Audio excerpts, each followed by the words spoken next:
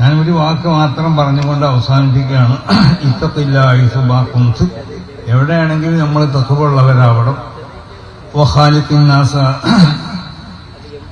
Bill ഖുലുഖിൽ Hasan, ജനങ്ങളോട് നല്ല നിലക്കുള്ള പെരുമാറ്റമാണ് നമുക്കുണ്ടാവേണ്ടത്. ഇത് നബി സല്ലല്ലാഹു അലൈഹി വസല്ലമ തങ്ങളുടെ ഒരു വാക്കാണ്. അപ്പൊ ആ നിലക്ക് നമ്മൾ എവിടെയാണെങ്കിലും നമ്മൾ തഖ്വയുള്ളവരാവുക. ജനങ്ങളോട് നല്ല സ്വഭാവത്തിലുള്ള പെരുമാറ്റാവണമെന്നുണ്ടെങ്കിൽ ആ സ്വഭാവങ്ങൾ റസൂൽ സല്ലല്ലാഹു അലൈഹി വസല്ലമ തങ്ങളിൽ നിന്നിട്ട് ലഭിക്കപ്പെട്ട സ്വഭാവങ്ങളാവണം എന്നാണ്. അത് പ്രത്യേകമാവുന്ന ഒരു നൂറാണ്. ആ നൂറിൽ നിന്നിട്ട് ലഭിക്കപ്പെട്ട സ്വഭാവങ്ങളാവണം. അതിന് മാത്രമേ ഇപ്പൊ നമ്മൾ നല്ല സ്വഭാവങ്ങളെന്ന് മനസ്സിലാക്കണ പല സ്വഭാവങ്ങൾ നമ്മളിൽ ഉണ്ടെങ്കിലും അത് നബി സല്ലല്ലാഹു അലൈഹി വസല്ലമ തങ്ങളിൽ നിന്ന്, കാരണം അല്ലാഹു സുബ്ഹാനഹു വ തആല നബി സല്ലല്ലാഹു അലൈഹി വസല്ലമ തങ്ങളിലേക്ക് അവതരിപ്പിച്ച ആ സ്വഭാവം അനുസരിച്ചുകൊണ്ടാവണം നമ്മൾ നോക്കേണ്ടത്. അപ്പൊ നമ്മൾ എപ്പോഴും ചെയ്യേണ്ടത് വളരെ സന്തോഷകരമായ ഒരു അവസ്ഥയാണ്.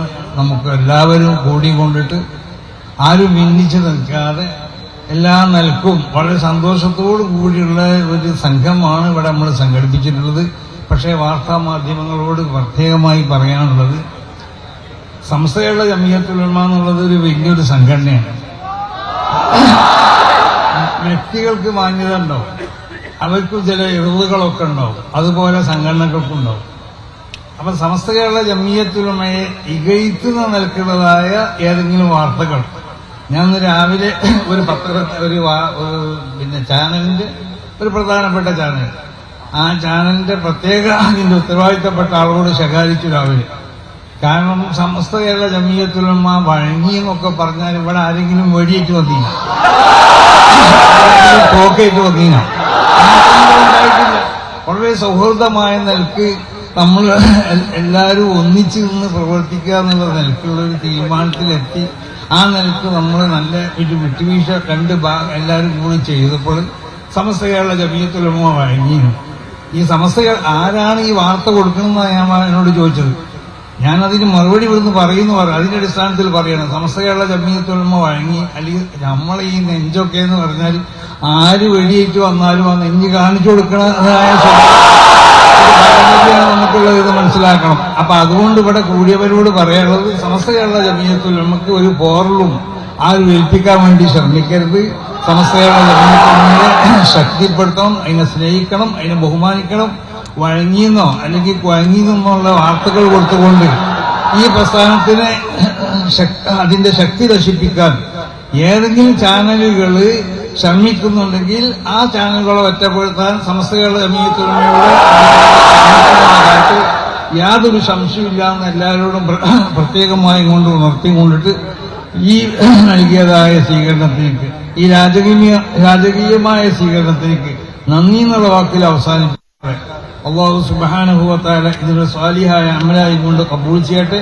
നമുക്കൊക്കെയുള്ള ഹസനാത്തിന്റെ ആ രേഖയിൽ ഇതിൽ അല്ലാഹു രേഖപ്പെടുത്തി തരട്ടെ. നമ്മോട് ബന്ധപ്പെട്ട എല്ലാ മേഖലയിലും ഇതിനുവേണ്ടി പ്രവർത്തിച്ചവർക്കും ഭക്ഷണം നൽകിയവർക്കും വെള്ളം നൽകിയവർക്കും അവരോട് ബന്ധപ്പെട്ടവർക്കൊക്കെ എല്ലാ നിലക്കുള്ള ഖൈറിനും ബർക്കത്തിനൊക്കെ അല്ലാഹു പ്രദാനം ചെയ്യട്ടെ. രോഗമുള്ളവരെ രോഗം അല്ലാഹു ശിഫിയാക്കി കൊടുക്കട്ടെ. മരണപ്പെട്ടവരുടെ ഖബർ അല്ലാഹു സുഖപ്രദാനായി കൊടുക്കട്ടെ. നമ്മളെല്ലാവരും ഇതിൽ പ്രധാനപ്പെട്ടതായ നമ്മുടെ മഹാന്മാർക്ക് വേണ്ടിയിട്ട് ഇവിടെ പറഞ്ഞല്ലോ, ബഹുമാനപ്പെട്ട ഉമർ അലി തങ്ങളുടെ ജന്മദിനത്തിന് ഞാൻ അവിടുന്ന് ഒരു ഫാത്തിഹ ഓതി അവർക്ക് വേണ്ടി ദുആ ചെയ്യുകയാണ് ഇതിന്റെ പ്രസംഗത്തിന്റെ ആദ്യത്തിൽ ചെയ്തിട്ടുള്ളത്. എന്നതുപോലെ നമ്മുടെ എല്ലാ നേതാക്കന്മാർക്ക് വേണ്ടിയും നമ്മുടെ അനുയായികൾക്ക് വേണ്ടിയും നമ്മുടെ ഉമറാദിന് വേണ്ടിയും ഒക്കെ മരിച്ചവർക്കൊക്കെ നമ്മൾ ഒരു ഫാത്തിഹ ഓതിക്കൊണ്ട് അവസാനിപ്പിക്കും.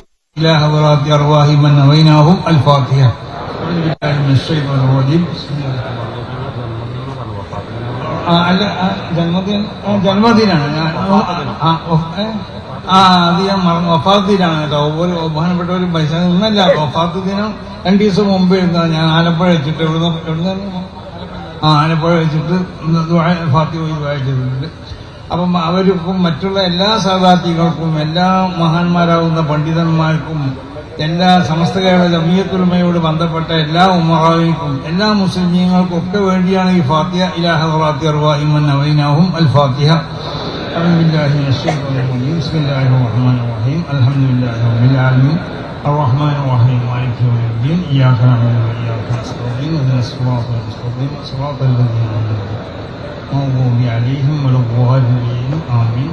اللهم اجعل ثواب هذه الفاتحة هذه خاصة إلى حضرات أرواح من نويناهم اللهم اغفر لهم اللهم ارحمهم اللهم اعف عنهم اللهم اكرمهم اللهم تقبل منهم جميع حسناتهم اللهم تجاوز عن سيئاتهم اللهم تقبل منهم جميع الخدمات ربنا تقبل منا إنك أنت السميع العليم وتب علينا إنك أنت التواب الرحيم آمين برحمتك يا الله.